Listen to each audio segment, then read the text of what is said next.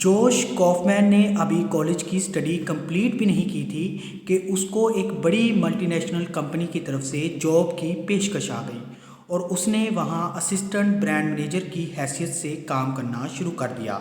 उसके साथ जितने वहां लोग काम कर रहे थे उनके पास एमबीए की डिग्री थी, लेकिन जोश के पास ऐसी कोई क्वालिफिकेशन नहीं थी। अब वो सिर्फ ये सोच रहा था कि वो किसी तरह यूनिवर्सिटी में दाखिला ले और एमबीए की डिग्री हासिल कर ले। लेकिन ऐसा करने में दो चीज़ों की ज़रूरत थी, एक तो बहुत ज़्यादा पैसा और दूसरा बहुत ज़्यादा टाइम। और समझदार आदमी इन दोनों चीज़ों को सोच समझकर इस्तेमाल करता है। जोश ने जब इसके बारे में बहुत सोचा तो उसे एक रास्ता भी मिल गया। उसने पाया कि बिजनेस के बारे में बुनियादी बातें जानना दरअसल ज़रूरी है, जो एमबीए करे बगैर भी जानी जा सकती हैं। जब उसने कामयाब बिजनेसमैन देखे तो उसने पाया कि ज़्यादातर बिजनेसमैनों के पास एमबीए की डिग्री ही नहीं थी। इसी दौरान वो चार्ली मंगर से मिला। मंगर मशहूर इन्वेस्टर और बैरन बफेट का पार्टनर है। बफेट का मानना है मंगर बहुत जल्दी और बहुत अच्छे से किसी भी डील को कर लेता है। आप हैरान होंगे, मंकर के पास किसी भी तरह की एमबीए की डिग्री नहीं है। वो तो बस अपने काम में माहिर है, लेकिन अच्छे कारोबार के लिए जो कुछ ज़रूरी होता है वो उसने खुद से सीख लिया है। मंगर का मानना है वो किसी भी बिजनेस को अच्छे से समझने और उसके मुताबिक अच्छे से फैसला लेने में सक्षम है। वो इस काम के लिए एक खास मेंटल मॉडल का इस्तेमाल करता है। मेंटल मॉडल क्या है? मेंटल मॉडल एक प्रकार का मिसाली फ्रेमवर्क है जिसकी मदद से चार्ली मंकर कोई भी कारोबारी फैसला करता है।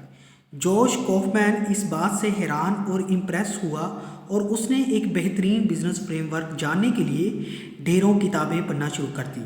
उसने जाना कोई भी बिजनेस 5 चीज़ों पर खड़ा होता है। आप छोटा कारोबार कर रहे हों या फिर आप बड़ा कारोबार कर रहे हों, आपने अपना कारोबार अभी अभी शुरू किया हो या फिर आप अपने कारोबार को आगे बढ़ाना चाहते हो, आपको इन 5 चीज़ों को समझना लाजमी है। कामयाब बिजनेस का पहला असूल है वैल्यू क्रिएशन। दोस्तों, जो कारोबार दूसरों के लिए वैल्यू क्रिएशन का काम ना करे वो महज एक टाइम पास होता है जो आदमी अपने शौक के लिए करता है। सबसे पहले खुद से ये सवाल करने की ज़रूरत होती है, क्या मैं ऐसा कुछ बना रहा हूँ जिसके लिए लोग मुझे पैसे दें? कामयाब कारोबार का दूसरा असूल है मार्केटिंग। वो कारोबार जिसकी मार्केटिंग अच्छे से ना हो लाजमी है नाकाम हो जाएगा। यहाँ आपको ये सवाल करने की ज़रूरत है कि आपके प्रोडक्ट और सर्विसेज लोगों को किस हद तक आकर्षित कर रही है।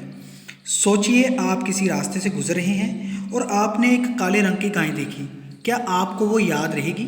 इसका जवाब है नहीं, क्योंकि ये आम बात है।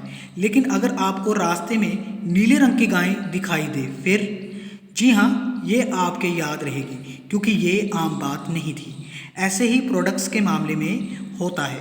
आपको चाहिए आप अपने प्रोडक्ट्स के बारे में ऐसी बात रखें जिससे लोग अनजान हों और बाज़ार में आपका प्रोडक्ट एक अलग पहचान रखता हो। कामयाब कारोबार का तीसरा असूल होता है सेल्स।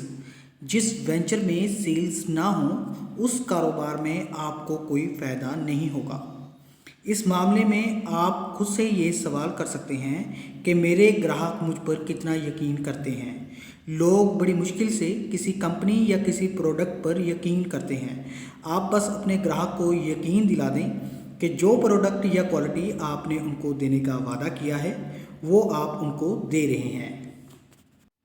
कामयाब कारोबार का चौथा असूल होता है वैल्यू डिलीवरी। यहाँ करने लायक सवाल ये है, क्या आप ठीक डिलीवरी अपने ग्राहक को दे पा रहे हैं? जिस कारोबार में डिलीवरी ठीक ना हो वो कारोबार धोखा होता है। कहा कुछ दिया कुछ। अगर एक बार ऐसा हुआ तो समझिए आपका ग्राहक हमेशा के लिए गया। कामयाब कारोबार का पांचवा असूल है फाइनेंस। पांचवी चीज़ जिस कारोबार में ना हो, यानी पैसा ना हो कि उसे आगे बढ़ाया और चलाया जा सके, वो कारोबार बंद हो जाएगा। अब सवाल ये है कि आप जितना पैसा कारोबार में लगा रहे हैं क्या उससे ज़्यादा कमा भी रहे हैं। अगर ऐसा नहीं तो पहले 4 असूलों पर गौर कीजिए और कारोबार में जहां कहीं भी तब्दीलियों की ज़रूरत है कर दें। 5 असूलों पर यह फ्रेमवर्क मुश्किल नहीं है, बस आपने अपने आप को ये सवाल करना है, क्या मेरा कारोबार मेरी उम्मीद के मुताबिक चल रहा है या नहीं। कारोबार को करने के लिए सारे सवालों को जानना ज़रूरी नहीं, बल्कि ठीक सवाल पूछना आता हो, साथ ही आपके पास एक अच्छा मेंटल मॉडल भी हो। दोस्तों, आपको हमारी ये वीडियो कैसी लगी है हमें कमेंट करके ज़रूर बताएं और हमारे चैनल को सब्सक्राइब ज़रूर कर दें। अपना बहुत ज़्यादा ख्याल रखें, फिर मिलेंगे।